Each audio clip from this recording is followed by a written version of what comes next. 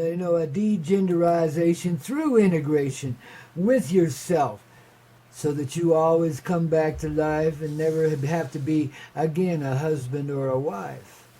Never have to do your duty, you see, yet can still be gathered in ways that can only be called spectacular. Things that go way beyond our conceptions of marriage and raising a family and so forth. Way beyond it. It starts with the simple opening of your heart, which means your mind will be open too. You just allow this feeling that we build up here at 9,000 feet high in the Rocky Mountain sky to come through, to be an influence inside of you. An awakening of a sort. It's just an energy flow. It comes from you first, don't you know? And I just radiate it back to you as the auricalic presence that I are. And you are too. See, aurical means we reflect one another back in rather gracious ways. See, we take what you send us and we make it even better, because we're an amplifier of a sort. And then we broadcast it right back, see? Boom, actually it happens instantaneously. There's no real time. It's done in what I would call real time, which is outside of time, which is right now. And we're doing it, see? See, we've been taught to think in such polarized terms, and time is a thing separate from us that rules over us. Bullshit. It's right now. It's in the end how. And this is how you step beyond the effects of time. And let go of the seasoning that's so unreasoning and so unreasonable here. That's been so out of line. Be my baby, be my baby. I want you all to be my baby, and you are too. My baby, your baby, our baby, baby. See, we are babies. We're just learning. Now, why do we create the genderization in the first place then, if that's not our true expression? Well, to keep the love alive through some pretty dark times, to give us a reason to live and to keep on going, to actually be consciously in service to at least one other person in this reality, and then the resulting children too. See, behind everything there is a confession of sorts, a reality of sorts, a way of keeping us together in a loving sort of way as we got through the dark times and came out now, in this age and time of right now, into the age of light. Don't have to worry about any more midnight, let alone night.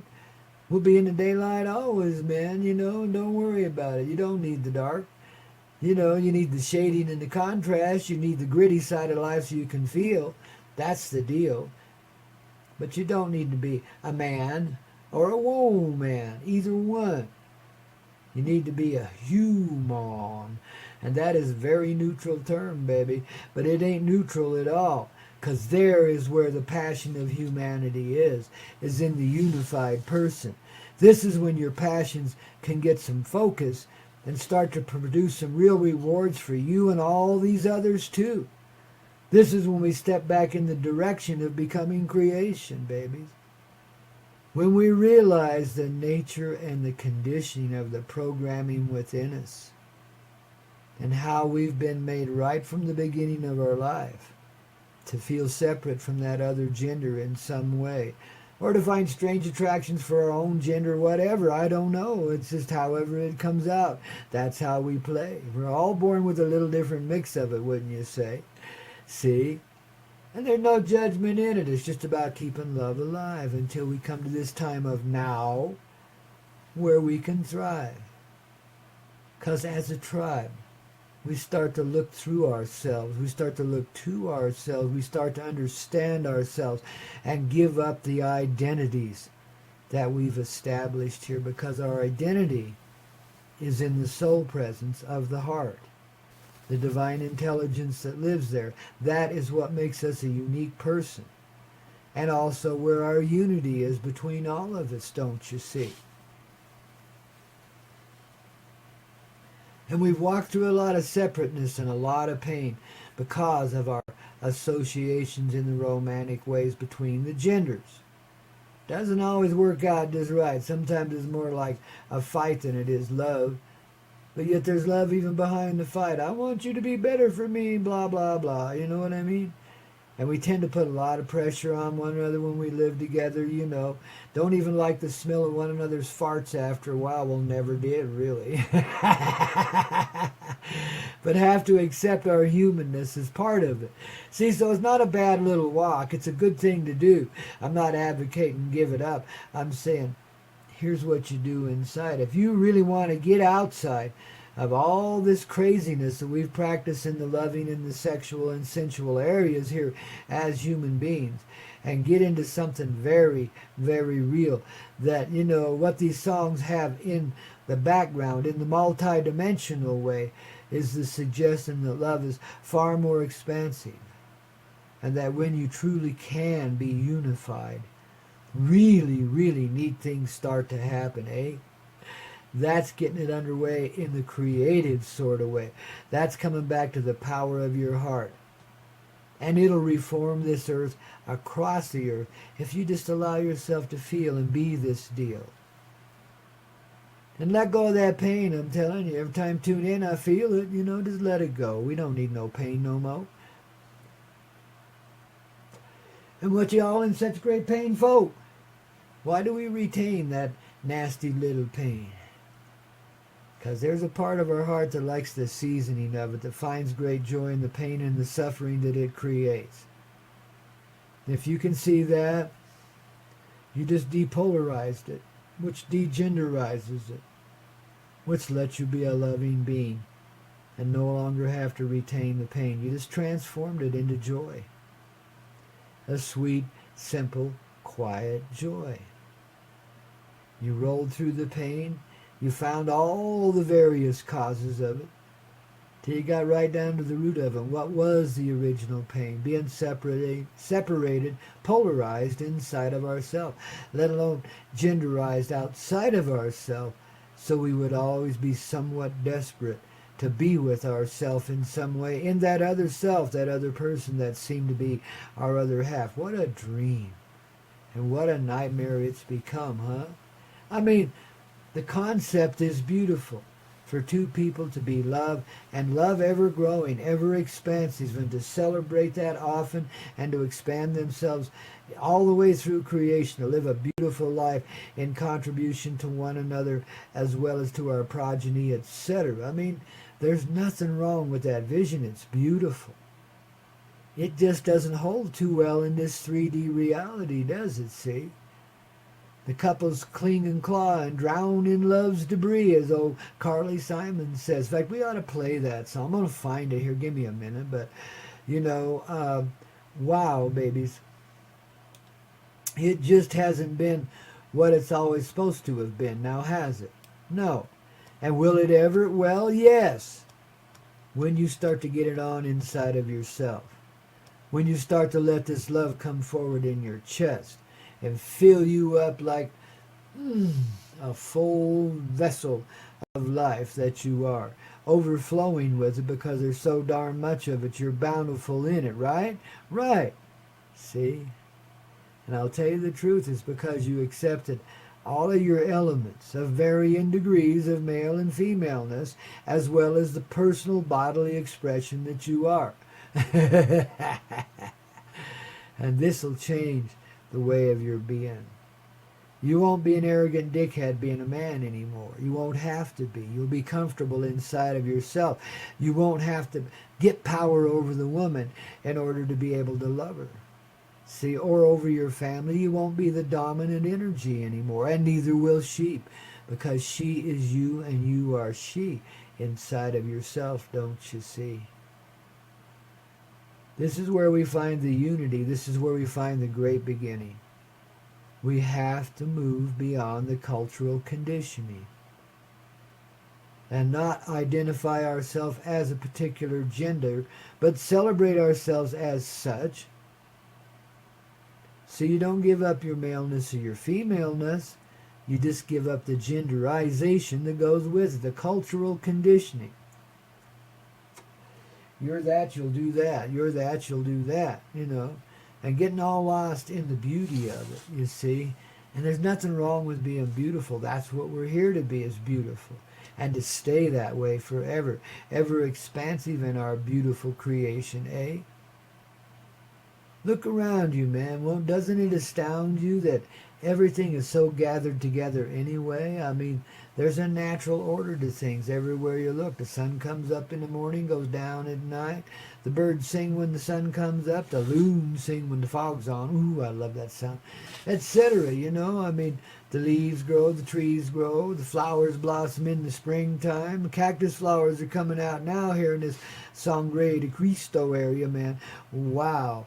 And how. I'm just looking forward to that. Got a bunch of daffodils blossomed right alongside of my house, too. I think they're wild daffodils somebody planted a long time ago. But, wow, if we get 3 warm days, bang, we got daffodils just that fast. Like 3 foot tall, too. 2.5, 3 foot tall.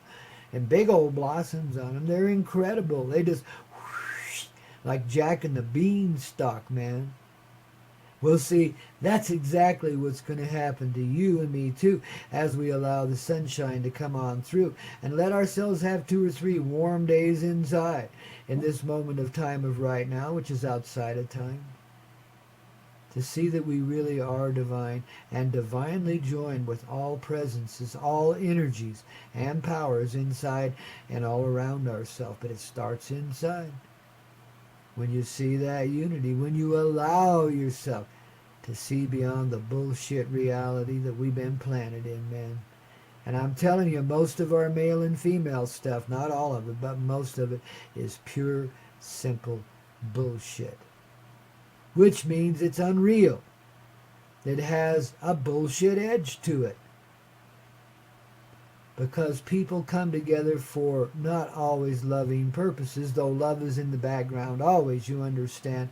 And professions of love are made greatly, especially in moments of gathering and joining. But in this reality and the analytical mind, the heart's not always in it. So what do you find in that analytical mind? Difficulty. You try to control the situation, try to contain the other, get them to give you what you want, etc.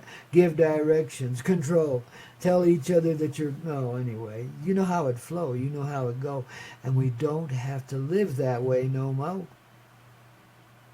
There is a far simpler dynamic by which we can expand our love most graciously and move beyond the animalistic tendency. Well, the animals would be, looking down their noses at us for our practices, so I can't really call them animalistic.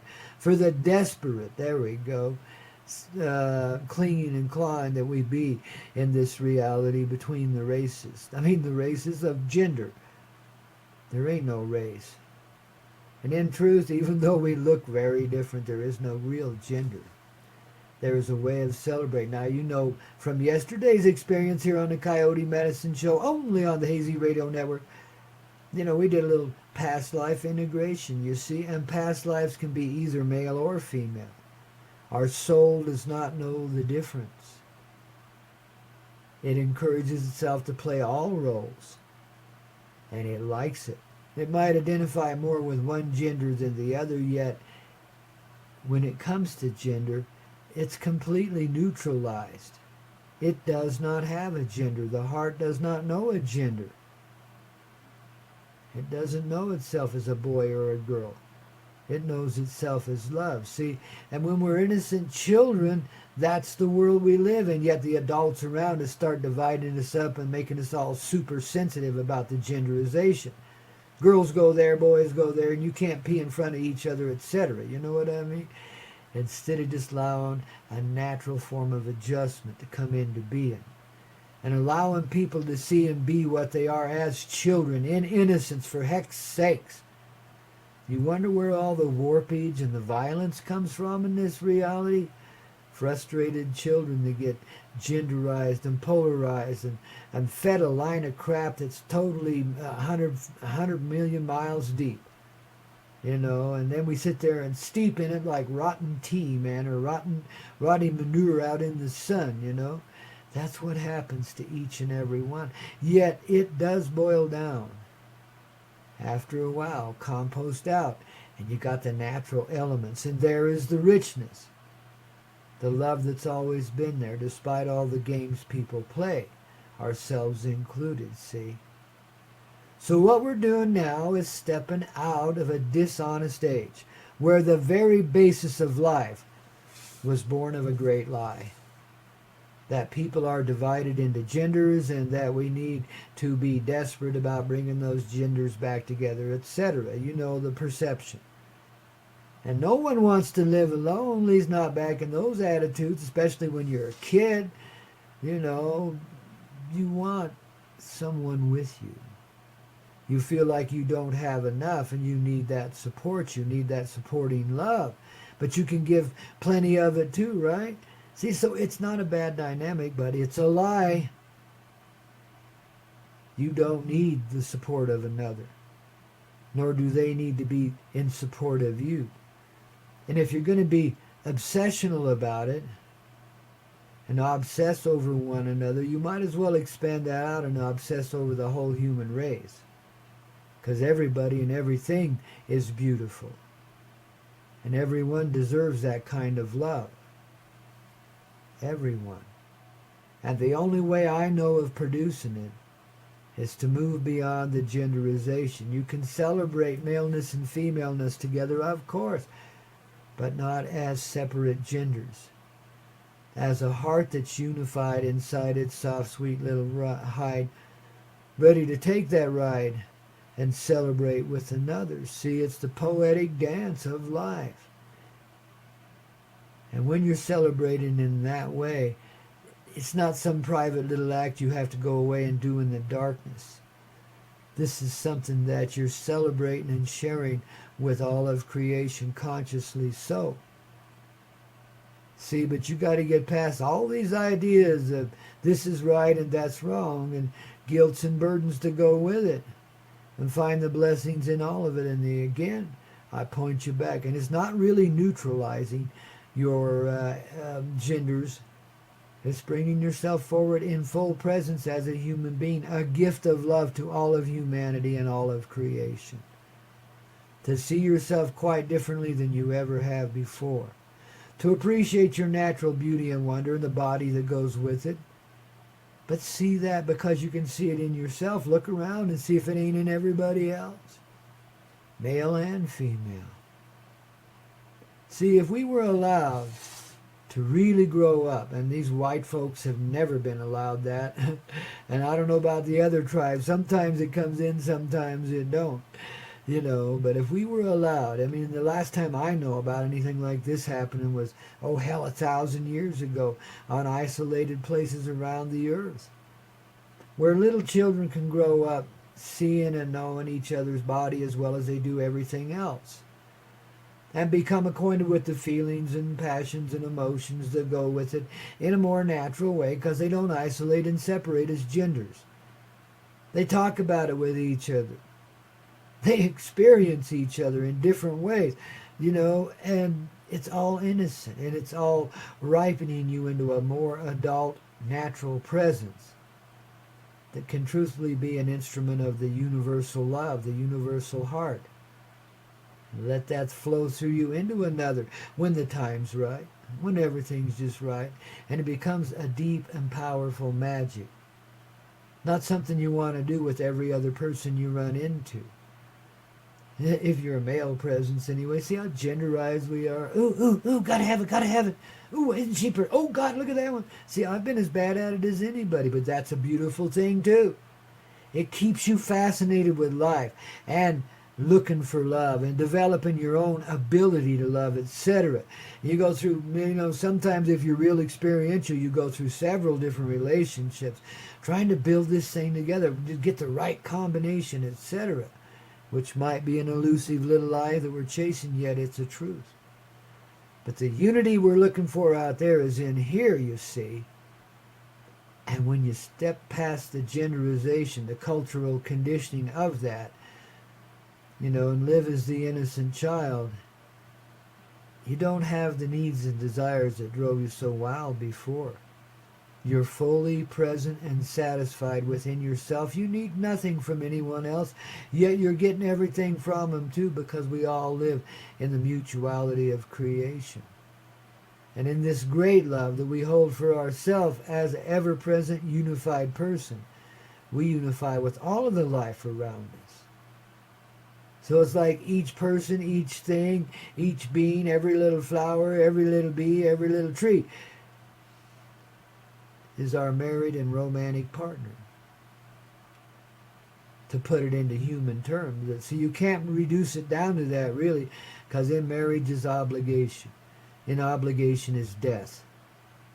In love is life. It's the complete opposite of what we lived before. You don't get old and die together no more. Take a fly, man. No more. Let your love grow. Be non-restrictive. And the only way I know to reach the unconditional aspects of that is to flow into your heart in completion. Let the heart not be divided anymore. Let the mind not be separate from the heart and soul. Let the body be an extension of our heart's presence, don't you know? Beautifully so, as the male or female that it be. Embrace yourself and be free. And don't try to create it with some other guy or some other gal until it comes to you naturally. If you can find this kind of satisfaction, and this is degenderization when you do, when you find this kind of satisfaction inside, when you allow this heart to become so much of a presence it fills up both sides of your chest, comes flowing out of there, and all the reality around you, when you allow this state of being to be your presence, and it is a matter of allowance because you've been trained right out of it by the culture and the genetic conditionings we get from the generations, etc. We've been dabbled with severely here in this human reality. But it's all part of our learning and growing, how to be happy in the love that we already are, how to see past any conflict, and never again need to retain or handle pain in any way. Love is constant, consistent. It's the only energy that is, and it's in everything. Whether it's addressed as a flower, piece of gravel, the vapor in the air. In our heart we see it all, and we be it all, and we're uniting with it all as we talk about the difficult circumstances we've had to come through to get here. Great training, man. I don't think you can get any better anywhere in the universe than what we've gotten right here as human beings. And as the children of creation, what are we here to do? Share that with everyone. And beautifully so. Staying in the heart. Staying in the flow. Being such a great love that not anyone can say no. I know, a double negative and neutral out, didn't it? See? That's what we need to be. It's kind of neutraled out, but in that is the maximum feeling. The greatest contentment in your own self there could ever be. When you realize you're full and complete quite naturally, and you don't need the universe to give you anything. You've got everything. You haven't got time for the pain. You don't have time for anything else except to be alive and loving yourself for being alive and loving the life you're living and sharing that love in whatever way you're given to be sharing it. To let go of the desperate heart, the desperate soul that says, I don't have enough, I need more. To find what's real. What you're looking for outside is always found inside first and foremost. And then you find out you really weren't looking for that outside. You were just projecting, don't you see? And trained to obsess through that projection. That's the old way of being in all of its various applications, manipulative as they might be. Innocently so, though. We got to understand. We can't be blamed for any of that. We got dealt the hand we got dealt with and did the best we could with it. But now, in the end, how? We have the opportunity to move beyond all of that, to appreciate that for the value in it and go forward from there. The value is the fertilizer that brings forward the real life inside of you. Richly so. The blossoming is unlimited then, don't you know? And soon you'll be uniting with your whole, well, so-called spiritual family But let's just say your whole resonating family, all that live forward from your very heart. Then the ideas of division are there no more. When you win the division inside, the division outside melts away too, baby. That's living proof that you're the heart of creation. Watch and see, live it, and just be. And when you see yourself pulled this way, that way, there is a natural fascination with one another, the genders, etc. But that's given in an innocent sort of way, like kids being fascinated with one another as they grow up, and being exploratory and coming to understand it in that very, very innocent sort of way, without the influence of culture to say, you can't do it that way. You can do any damn thing you want, any blessed thing that you are that comes forward from your heart innocently, that's okay. And the expressions go way beyond any we've known up to this day, up to this moment of now, way beyond it. We haven't been able to live this way in the past. We've gotten close a little bit here and there, but because we were so genderized, it was withheld from us. Part of the matrix, man, part of the formula here. The very basis of all of it, a lie. And that's where it begins. So how do you settle into truth? Well, you allow all these parts inside of yourself to flow into the heart, to flow into the root of yourself, to be rooted there like the root of a plant on a tree, and to blossom up through you quite naturally, you see. It's all in the heart's energy. It's all in what the eyes see through the heart. All three of them, don't you know? Well, there's even more eyes than that, but we got three at least, you know, to keep you in the flow. The other one's in the middle of your forehead for those of you that don't know, but of course you do. That's where you see through the division, and then the other eyes do too. See, so meditation and practices like that, real valuable here. They help you open that third eye and unify. As you unify with all feelings inside, and give up the cultural conditioning. It says, because I'm a woman, I must be. Because I'm a man, I must be, etc. Anything along those lines that influences you. And you guys got to recognize it. That's how you move beyond. Recognizing truth inside, you automatically begin to live more truthful. Now, how much better can it be? I don't know. Let's see. But baby, you got it on here on that Coyote Medicine Show on a thrilling Thursday, don't you know? Oh, and we've got so much more to go here on that Coyote Medicine Show, only and exclusively on the Hazy Radio Network, your morning wake-up call, and so much more with Grandpa Coyote and all of your ancestors, all of our ancestors, all of our angels too. In every form that they come in, babies, including those that are some kind called E.T. Oh, my goodness. As you dissolve away the lie inside, ooh, the right outside is so different. And there ain't no aliens, there ain't no E.T.s, etc. It's all BS. Man, just wait till you see it. Wait till you get it in your chest and, ooh, start to live it the best. Just flow. Have a beautiful time today. You'll know, and you'll see, and you'll be living in it.